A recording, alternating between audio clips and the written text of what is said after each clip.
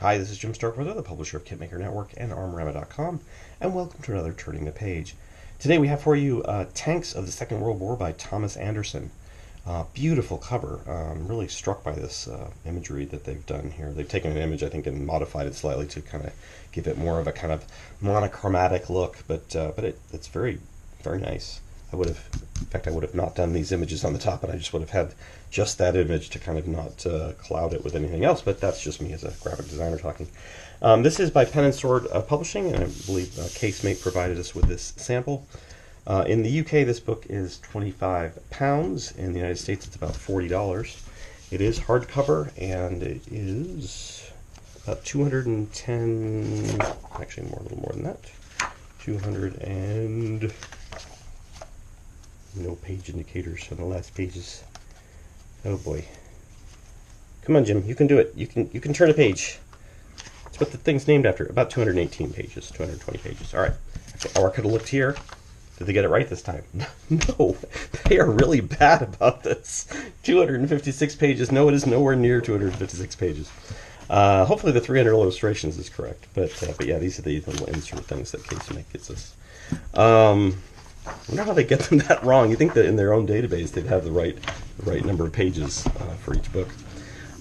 So this is going to have a lot of photos in it. Obviously, the period photos. Table of contents is very, very detailed. I'm not going to read through this whole thing, but you can see there's quite a large.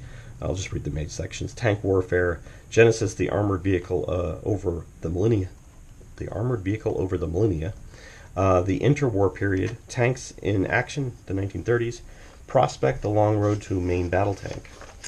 So, but basically, this is a book on tanks of the Second World War. So, it's going to be quite a long or big range of things, I would imagine. But I like the way it's laid out. The photography and the graphics are well done as usual with these types of books. And yeah, I mean, I don't know the rarity of the photos, whether some of these photos are out there already, and obviously there's only so many photos of tanks in World War II, actual period photos. So sometimes you see the same photos, but these look fairly new and interesting to me, anyways.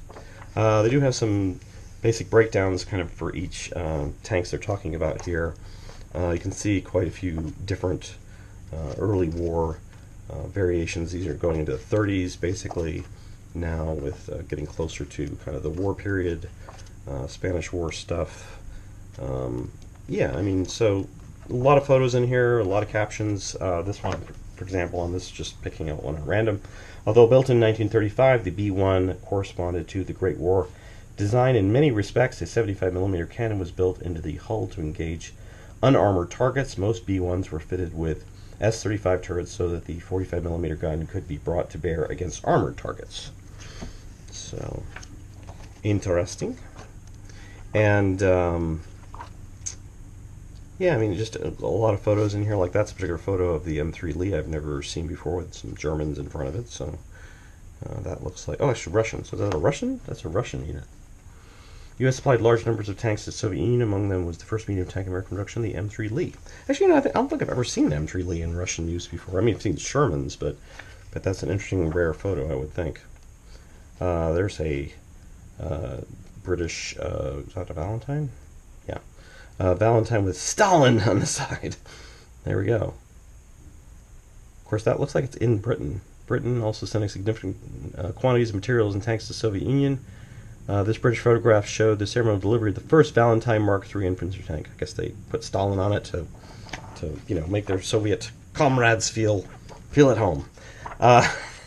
So again, lots of sections here or lots of detail in terms of it goes over armament, max penetration, crew, radio, armor, frontal, weight, engine output, top speed, engine weight ratio, pressure on ground, range, and number built in each of those sections. So yeah, you can see quite a few familiar things here, some unfamiliar ones, like this particular anti-tank one. This based on German design 90mm flat gun was mounted on the chassis of an M1340 for an effective anti-tank SP gun. That would be a good tank. Well, actually, that is tank history. That's they do have that tank in World of Tanks, don't they? I forget what they call it in World of Tanks, but it's not. They're not calling it anything that's marked here. Didn't realize it was on an Italian chassis. That's why it looks so odd, I guess. Anyways, all right, moving on. So quite a few pages here. Obviously, a lot of photos, a lot of detail.